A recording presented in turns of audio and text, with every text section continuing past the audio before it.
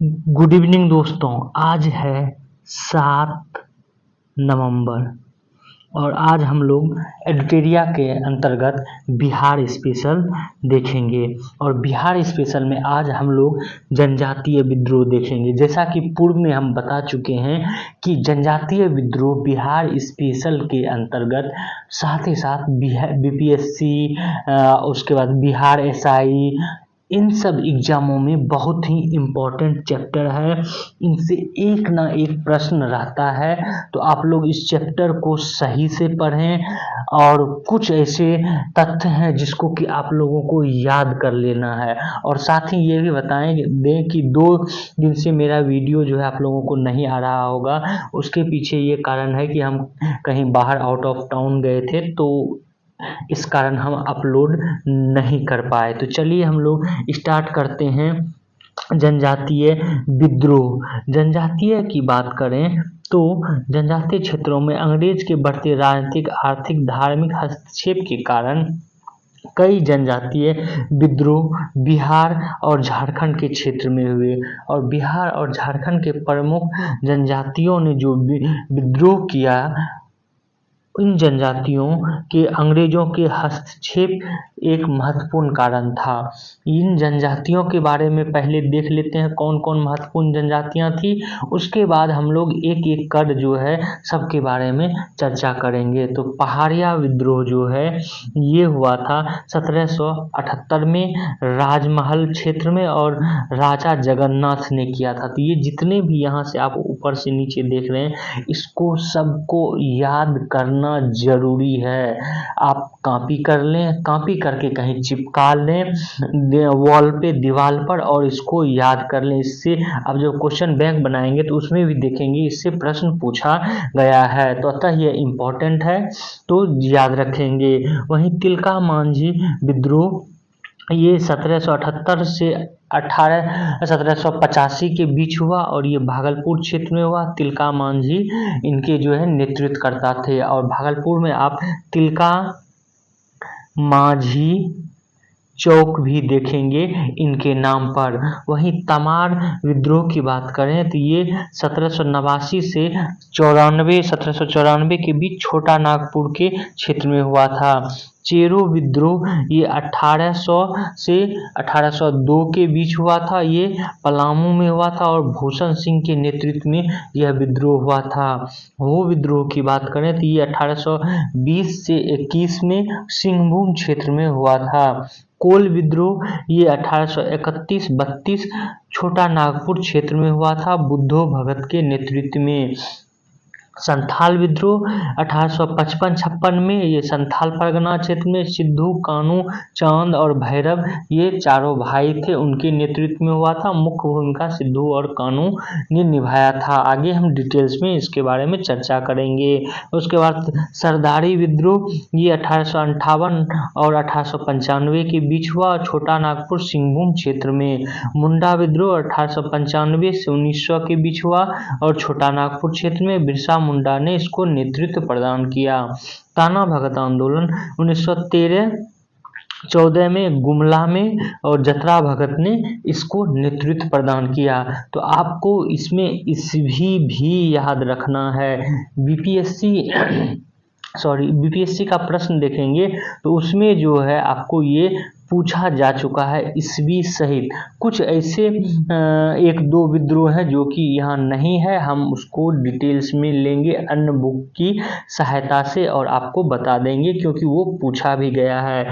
लेकिन इन सब विद्रोह में संथाल विद्रोह जो है महत्वपूर्ण था, तो उसके बारे में हम लोग थोड़ा जानकारी ले लेते हैं। और उसके बाद जो है कुछ विद्रोह है जो कि 1855 से पहले हुआ है, तो उस विद्रोह को भी हम लोग देख लेंगे। तो चलिए पहले संथाल विद्रोह इम्पोर्टेंट है, तो ये देख लेते हैं। ये 1855 में हुआ है। 1857 की क्रांति से तुरंत पहले यह विद्रोह भागलपुर से राजमहल के क्षेत्र में हुआ था, जिसे दामन ए कोह के नाम से जाना जाता है।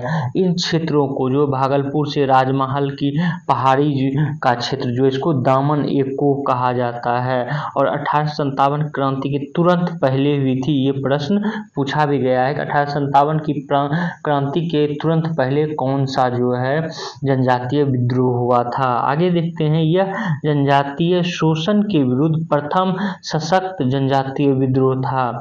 इस विद्रोह का कारण बाहरी लोगों, जिसको कि दीकू कहा जाता था, तो बाहरी लोगों अर्थात दीकुओं के द्वारा शोषण, माझी व्यवस्था और पढ़ा पंचायत व्यवस्था में परिवर्तन आदि के कारण जो है ये विद्रोह हुआ था। इस संगठन का नेतृत्व किसने किया था? तो सिद्धू, कानू, चांद और भैरव। मुख्य रूप से कौन था? सिद्धू और कानू जो है मुख्य रूप से इसका नेतृत्व किया था। और ये विद्रोह के क्रम में 6000 संथालियों का संगठन बना और अंग्रेजों की ओर से विद्रोह को दबाने के लिए मेजर बारो को भेजा गया था और बारो की हत्या संथालियों ने कर दी थी।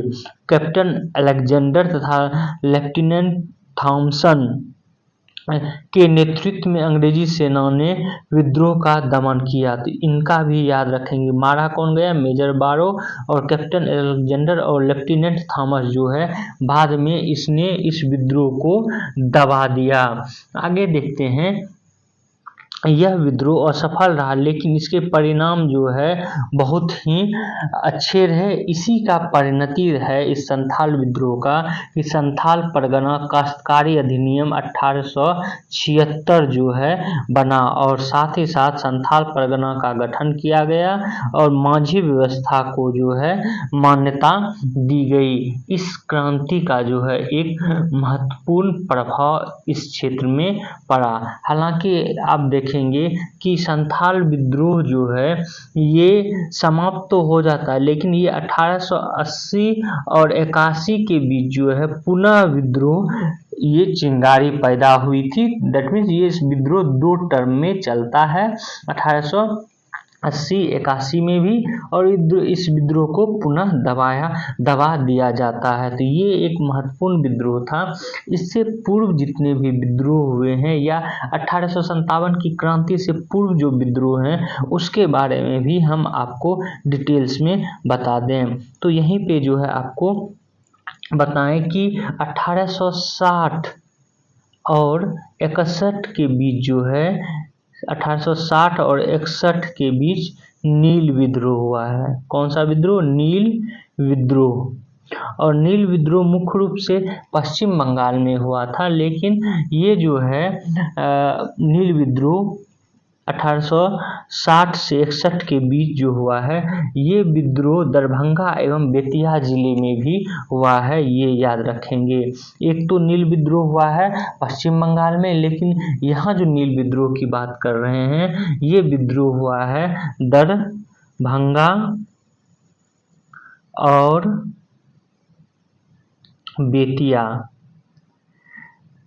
बेतिया जिले में हुआ है, ये याद रखेंगे। बंगाल के नील विद्रोह का प्रभाव था इस पर, ये भी आप लोग ध्यान में रखेंगे। तो मुख्य रूप से ये किस क्षेत्र में नील विद्रोह? बिहार में, और कब, ये याद रखेंगे। तो ये आपका प्रश्न जो है आप बना सकेंगे। उसके बाद जो है इसी बीच में आप देखेंगे, हालांकि आज चर्चा भी करेंगे बहावी आंदोलन के बारे में। बहावी आंदोलन होता है उसके बारे में हम चर्चा करेंगे।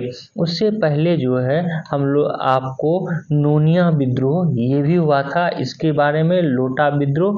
तो अब चलिए जो जैसे जैसे आगे बढ़ेंगे जो छूटेगा हम अन्य जो पुस्तक है उनका सहयोग लेकर जो हमने आप लोगों के लिए तैयार किया है अन्य पुस्तक से इम्पोर्टेंट विद्रोह, उसको हम आपको बता देंगे। तो आगे है मुंडा विद्रोह। मुंडा विद्रोह तो यह जनजातीय विद्रोह सबसे सशक्त जनजातीय विद्रोह था।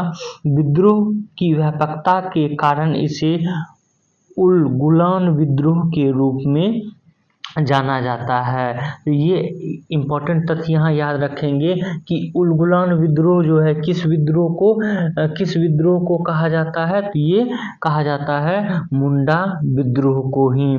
इस विद्रोह का कारण दिकुओं दैट मीन्स बाहरी लोग द्वारा शोषण, खुंटकट्टी व्यवस्था में परिवर्तन था। खुंटकट्टी व्यवस्था भूमि पर सामूहिक स्वामित्व की व्यवस्था थी। अंग्रेजों द्वारा इस सामूहिक व्यवस्था को समाप्त कर जमींदारी व्यवस्था को लागू कर दी गई थी, इसलिए ये विद्रोह हुआ था। यहाँ पर जो है इस व्यवस्था का नाम खुंटकट्टी व्यवस्था, ये किससे संबंधित था? मुंडा विद्रोह से। और ये व्यवस्था क्या थी, ये भी आपको ध्यान में रखना है। आगे है, इस विद्रोह का नेतृत्व बिरसा मुंडा ने किया था। उन्होंने आनंद पांडे से वैष्णव धर्म की दीक्षा प्राप्त की और उन्होंने स्वयं को सिंह बोंगा का अवतार बताया और उन्होंने आचरण शुद्धता, आत्म सुधार एवं एकेश्वरवाद का उपदेश भी इस विद्रोह के अंतर्गत दिया। इस विद्रोह का प्रारंभ सामाजिक धार्मिक सुधार के रूप में हुआ, जो बाद में राजनीतिक सुधार के रूप में परिवर्तित हो गया। स्वतंत्र मुंडा राज्यों की स्थापना के लिए बिरसा मुंडा के नेतृत्व में अंग्रेजों के विरुद्ध सबसे सशक्त विद्रोह वर्ष 1899 में देखने को मिला, जब कई स्थानों पर अंग्रेजों को हराया गया। 3 फरवरी 1900 ईस्वी को बिरसा मुंडा को गिरफ्तार कर लिया गया और 9 जून 1900 को हैजा के कारण उनकी मृत्यु हो गई। उनकी मृत्यु के बाद जो है ये विद्रोह धीरे धीरे समाप्त हो गया। आपको ये भी बता दें कि कहीं कहीं आपको 1901 भी मिलेगा, तो ध्यान में हालांकि ज़्यादातर आपको 1901 ही याद रखना है कि 1901 में जो है उनकी हैजा के कारण मृत्यु हुई थी। आगे इसमें है कि विद्रोह का परिणाम स्वरूप खुंटकट्टी व्यवस्था पुनः लागू किया गया, जो कि एक जो है सामूहिक व्यवस्था थी उसको, और खूंटी और गुमला को अनुमंडल बनाया गया। ये भी ध्यान में रखेंगे कि ये अभी वर्तमान में देखेंगे कि ये दोनों जो है अलग अलग जगह भी है झारखंड में। तो खूंटी और गुमला को अनुमंडल बनाया गया और छोटा नागपुर काश्तकारी अधिनियम 1908 जो है पारित किया गया। जबकि आप इससे पहले जो है देखेंगे संथाल विद्रोह के अंतर्गत की संथाल परगना काश्तकारी अधिनियम 1886 बना, तो ये भी याद रखेंगे। और उसके बाद मुंडा विद्रोह में क्या होता है कि छोटा नागपुर काश्तकारी अधिनियम 1908 बनता है। तो ये 2 परिणाम जो है अलग अलग जनजातीय विद्रोह है, लेकिन 2 महत्वपूर्ण परिणाम है और वो कानून कहीं ना कहीं आज़ादी के बाद भी भारत में चलता रहा। अब आते हैं, देखते हैं बहावी आंदोलन। जैसा कि ऊपर हम बताए हैं, बहावी आंदोलन जो है ये इसके प्रवक्ता अब्दुल अल बहाव थे। उन्होंने अरब क्षेत्रों में इसका प्रारंभ किया था। भारत में इसको सैयद अहमद बरेलवी, जो कि रायबरेली से थे, के ने नेतृत्व प्रदान किया। प्रारंभ में इस विद्रोह का उद्देश्य धार्मिक सुधार था, परंतु बाद में राजनीतिक एवं आंदोलन का रूप ये ले लेता है। भारत में इस विद्रोह के 2 केंद्र थे, ये भी आप लोग ध्यान में रखेंगे। 2 केंद्र थे। प्रथम कौन केंद्र था? तो सितना जो है ये पश्चिमी उत्तर सीमा क्षेत्र में जो है वो क्षेत्र पहला केंद्र था। दूसरा केंद्र जो है पटना बना। पटना केंद्र से धन एवं स्वयंसेवकों को सितना भेजा जाता था। तो ये याद रखेंगे, ये पूछा भी गया है कि भारत में बहावी आंदोलन का मुख्य केंद्र कौन सा है। ये या था तो ये पटना, चूंकि ये जो है सितना अभी पाकिस्तान और अफगानिस्तान का क्षेत्र में चला गया है, तो इसलिए भारत में बहावी आंदोलन का केंद्र पटना हो जाता है, तो ये ध्यान में रखेंगे। सैयद अहमद बरेलवी ने पटना में अपने 4 प्रतिनिधि चुने थे, इनायत अली, विलायत अली, फरहत अली और मोहम्मद हुसैन। इन चारों को जो है चुना गया था। और बंगाल का फरांजी आंदोलन बहावी आंदोलन से ही प्रेरित था। बहावी आंदोलन के दमन के लिए 1863 में अम्बाला तथा 1865 में पटना में अभियान चलाया गया। बहावी नेताओं को कारावास तथा मृत्युदंड की सजा दी गई, अंततः आंदोलन को दबा दिया गया। क्योंकि बात ये थी कि ये अम्बाला पटना से जो है पैधन और जो स्वयंसेवक थे उसकी नियुक्ति कर अम्बाला के रूट से ही भेजा जाता था सितना, इसलिए यहाँ पर भी जो है दमन के लिए चलाया गया। और ये भी आपको बता दें कि इस आंदोलन में जो है सिख सेनापति भी उसने भी भाग लिया था, उसका नाम था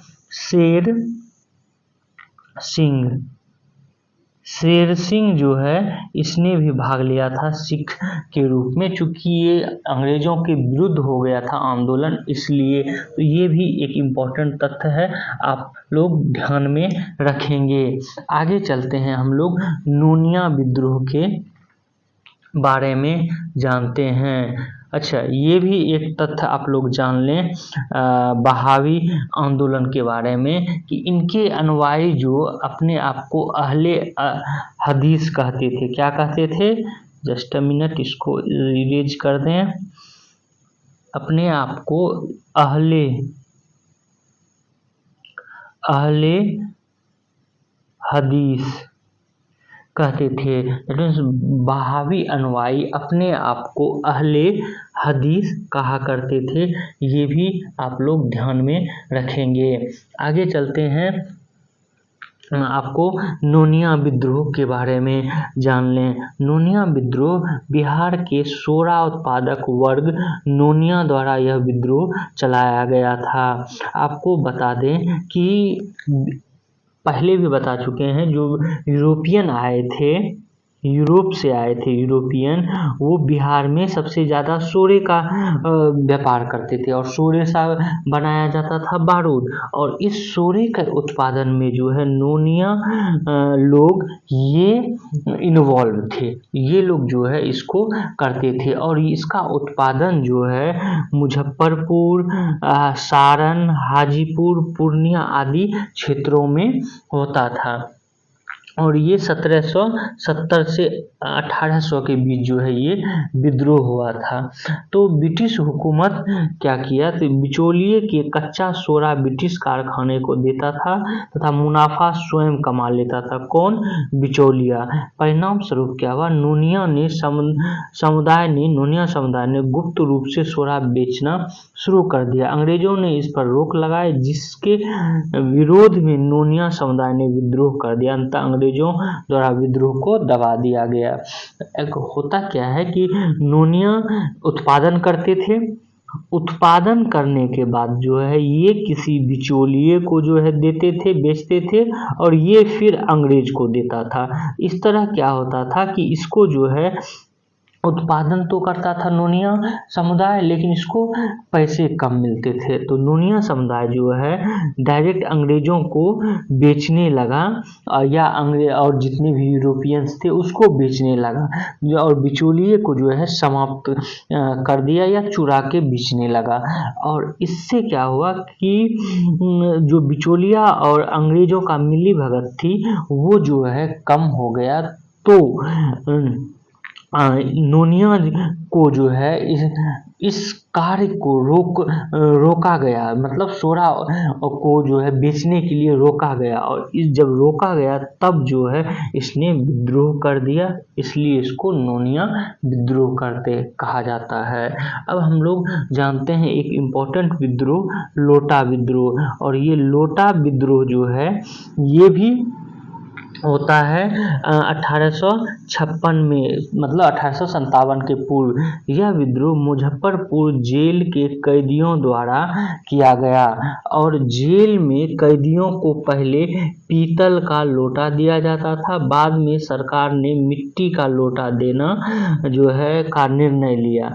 जब उसको जो है मिट्टी का लोटा दिया जाने लगा तो इसका जो है कैदियों ने कड़ा विद्रोह किया और 1856 में विद्रोह कर दिया। परिणाम स्वरूप अंग्रेजी सरकार ने पुनः कैदियों को पीतल का लोटा देना प्रारंभ कर दिया। तो ये था आपको लोटा विद्रोह। अब जो है कुछ और विद्रोह देख लेते हैं, जैसे एक विद्रोह है तमाड़ विद्रोह। कौन सा विद्रोह है? तमाड़ विद्रोह। उसके बारे में हम देख लेते हैं। यहाँ पर स्पेस है, इसको आपको इरेज कर देते हैं। कुछ ऐसे विद्रोह हैं जिसको आपको नाम रखना जरूरी है और नेशनल लेवल पे भी जो है दैट मीन्स भारतीय इतिहास में भी जितने भी जनजातीय विद्रोह अन्य राज्यों में, पंजाब, महाराष्ट्र, उन सब को भी एक जगह आप लोग पढ़ लें अगर बीपीएससी और बिहार एसआई इन सब एग्जामों को आप लोग को देना है। तो अगला है तमाड़ विद्रोह। तो तमाड़ विद्रोह जो है ये विद्रोह 1789 से 1794 के बीच में होता है और ये छोटा नागपुर क्षेत्र में, कहाँ? छोटा नागपुर क्षेत्र में होता है और इसमें जो है उरांव जनजाति भाग लेता है। कौन सा जनजाति? उरांव उरांव जनजाति इसमें भाग लेता है और यह विद्रोह 1794 ईस्वी तक चलता है। लेकिन इस विद्रोह जो ये होता है, इस विद्रोह और ये विद्रोह जमींदारों के खिलाफ होता है और इस विद्रोह के कारण ही 1809 में छोटा नागपुर में शांति व्यवस्था बनाने के लिए जमींदार पुलिस बल की व्यवस्था की जाती है। जमींदारी पुलिस बल। तो आपको ये याद रखना, जमींदारी पुलिस बल का गठन जो है ये किस विद्रोह के परिणति है?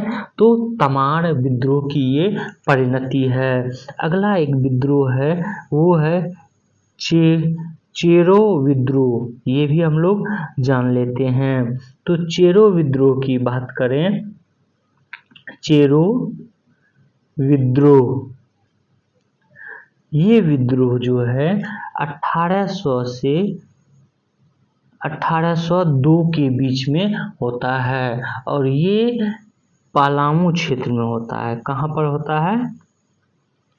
पलामू क्षेत्र में होता है और इसका जो है इफेक्ट बिहार पर भी पड़ता है और ये भूषण सिंह जो है, जो कि स्वयं एक चेरो थे, इसके नेतृत्व में होता है और 1802 में भूषण सिंह को पकड़कर जो है फांसी दे दी जाती है। वहीं पर एक और विद्रोह है जो कि कोल विद्रोह है। कोल विद्रोह जो है,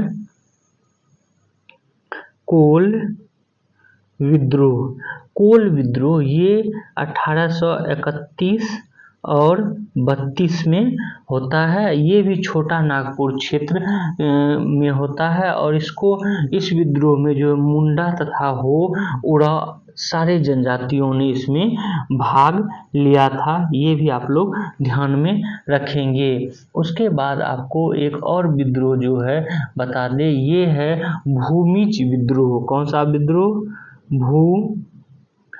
भूमिज विद्रोह। और ये विद्रोह जो है भूमिज विद्रोह ये 1832 और 33 में होता है और ये विद्रोह जो है वीरभूम जिले में होता है। कहाँ होता है? वीरभूम जिले में यह विद्रोह होता है और किसके नेतृत्व में? तो गंगा नारायण गंगा नारायण के नेतृत्व में जो है ये विद्रोह होता है, तो ये भी आप लोग ध्यान में रखेंगे। इस तरह से जो है आप छोटे छोटे जितने भी विद्रोह हैं उन विद्रोहों को ज़रूर याद रखेंगे। इसी कड़ी में आपको एक दो और विद्रोह को बता दें। ये विद्रोह है जैसे कि एक विद्रोह है सफाहोर विद्रोह या सफाहोर आंदोलन। और सफाहोर आंदोलन जो है ये करीब 1870 ईस्वी में आंदोलन जो है होता है। और सफाहोर आंदोलन जो है एक धार्मिक आंदोलन था, ये भी याद रखेंगे। कैसा आंदोलन था? धार्मिक आंदोलन था। और ये भागीरथ